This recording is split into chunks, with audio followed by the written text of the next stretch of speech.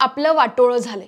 आपली हिंजेवाडीची IT park बघता बघता पुण्याच्या बाहेर आणि महाराष्ट्राच्या बाहेर थेट बंगलोर हैदराबादकडे वळली आणि तुम्हाला काहीच पडलं नाहीये। मी का सकाळी 6 वाजता इथे येऊन पाहणी करतोय? हेच कारण आहे ना, असं म्हणत अजित पवारांनी सकाळी सकाळी हिंजेवाडीच्या सरपंचांना चांगलंच झापलं। मंडळी, पुण्याचे पालकमंत्री आणि राज्याचे उपमुख्यमंत्री अजित पवार आज पहाटेपासून पुण्यातील विविध विकास कामांचा आढावा घेत होते। त्याच दरम्यान त्यांनी हिंजेवाडी परिसरातील एका रस्त्याचं काम पाहिलं। तिथे अजूनही भूसंपादन न झाल्याचं त्यांच्या लक्षात आलं। चौकशी केली असता समजलं की तिथे असलेल्या एका मंदिरामुळे काही जण भूसंपादनास विरोध करतात आणि त्या विरोधामागे मुख्य भूमिका होती हिंजेवाडीचे सरपंच गणेश जांभूळकर यांची। तेव्हा दादांनी सरपंचांना धारेवर धरत स्पष्ट शब्दात सुनावलं, अशा भूमिकेमुळेच आपलं वाटोळं झालंय। पण मंडळी, आता खरा प्रश्न असा आहे, या आयटी कंपन्या नक्की कोणामुळे बाहेर गेल्या? हिंजेवाडीचं वाटोळं नेमकं केलं कुणी? या सगळ्या प्रश्नांची उत्तरं आज आपण शोधणार आहोत या व्हिडिओच्या माध्यमातून। नमस्कार, मी काजल आणि तुम्ही बघताय विश्वास भारी। हिंजेवाडी एकेकाळी शेतकऱ्यांसाठी आणि त्यांच्या जमिनीसाठी हा भाग ओळखला जायचा, पण 2001 साली शरद पवारांनी राजीव गांधी आयटी पार्कची घोषणा केली आणि इथं नव्या बदलानं जन्म घेतला। Infosys, Wipro, TCS, Cognizant, Tech Mahindra, Accenture अशा मोठमोठ्या कंपन्यांनी इथे गुंतवणूक करायला सुरुवात केली। या सगळ्याचं मुख्य कारण होतं पुण्याला भारतातल्या आयटी नकाशावर ठळकपणे दाखवायचं। सुरुवातीला सगळं चांगलं वाटत होतं, पण एक मोठी चूक झाली। पायाभूत सुविधांचं योग्य नियोजनच केलं गेलं नाही। रस्ते, पाणी, वीज, वाहतूक, सार्वजनिक सोयी यांचा विचार न करता फक्त इमारती उभारल्या गेल्या आणि आजचा गोंधळ तिथूनच सुरू झाला।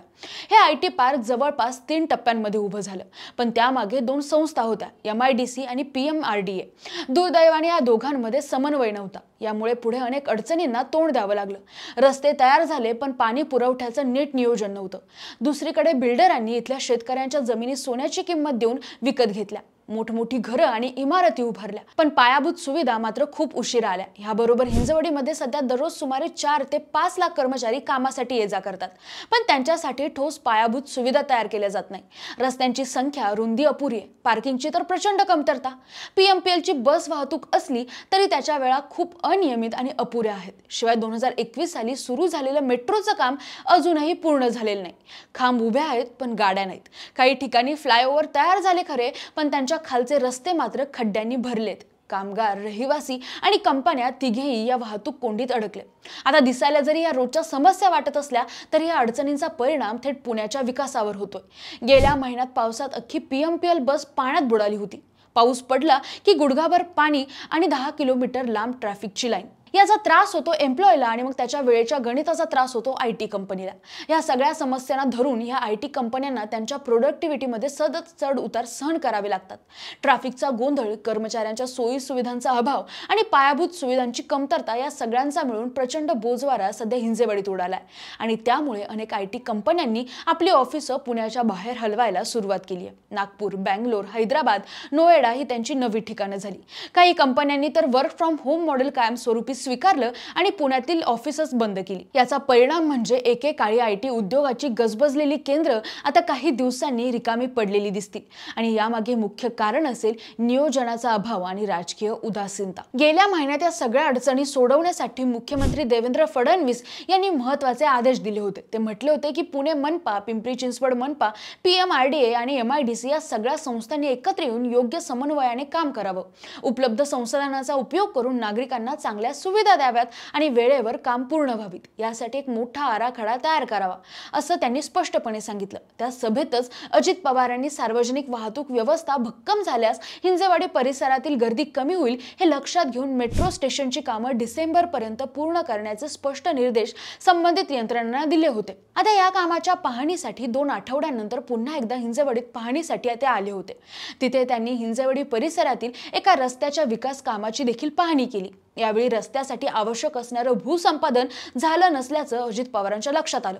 रस्त्याचं भूसंपादन करत असताना काही अतिक्रमण आणि रस्त्यात असणारं धार्मिक स्थळ काढता येणार नाही अशी स्थानिक नेते आणि पदाधिकाऱ्यांनी भूमिका घेतली होती। यामध्ये होते हिंजेवाडीचे सरपंच गणेश जांभूळकर। त्यांनी अजित पवारांना सांगितलं की ते मंदिर आहे आणि ते काढता येणार नाही। यावर अजित पवारांचा संताप अनावर झाला। त्यांनी जांभूळकर यांना खडे बोल सुनावले। धरण बांधत असताना मंदिर पाण्यात जातातच की नाही असा सवाल त्यांनी विचारला। तसेच पुण्यात पुण्यातील हिंजेवाडी परिसरातील IT पार्क बँगलोरला जातोय, पण कुणालाच काही पडलं नाहीये असं अजित पवार म्हणाले. शिवाय अजित पवारांनी अधिकाऱ्यांची देखील चांगली शाळा घ्यायला सुरुवात केली. आपलं कसं ठरलंय, कामाच्या मध्ये कुणी आलं तर त्यावर 353 दाखल करा. तो कुणीही असेल तरी करा. अजित पवार जरी मध्ये आला तरी 353 दाखल करायचा. बाकी कुणाचं काही ठेवायचं नाही. 353 लावायचा, कारण त्याच्याशिवाय हे काम होणार नाही. प्रत्येक जण माझं हे करा, माझं ते करा असं करत राहिलं, आपल्याला संपूर्ण काम करून टाकायचंय असंही पुढे अजित पवारांनी म्हटलं. यावेळी काही प्रसार माध्यम आणि पदाधिकारी या संपूर्ण संभाषणाचं रेकॉर्डिंग करत होते. ही बाब अजित पवारांच्या लक्षात येताच त्यांनी एक कॅमेरा बंद कर असं खडसावलं.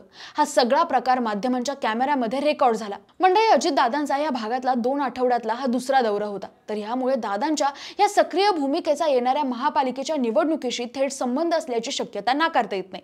कारण राजकारणात विकास कामं आणि जनतेचं लक्ष हा सरळ सोट संबंध असतो. आणि विशेषतः पुण्यासारख्या शहरी मतदारसंघात लोक बोलक्या नेत्या नव्हे तर ऍक्शन करणाऱ्या नेत्याकडे, नेतृत्वाकडे बघतात. त्यामुळे एक गोष्ट स्पष्ट आहे, हे केवळ प्रशासकीय पाहणी दौरे नसून त्यामागे राजकीय गणितही आहेत. बाकी तुमचं यावर काय मत आहे, कमेंट करून नक्की सांगा आणि सोबतच विश्वास भारीला सबस्क्राईब करायला विसरू नका. धन्यवाद.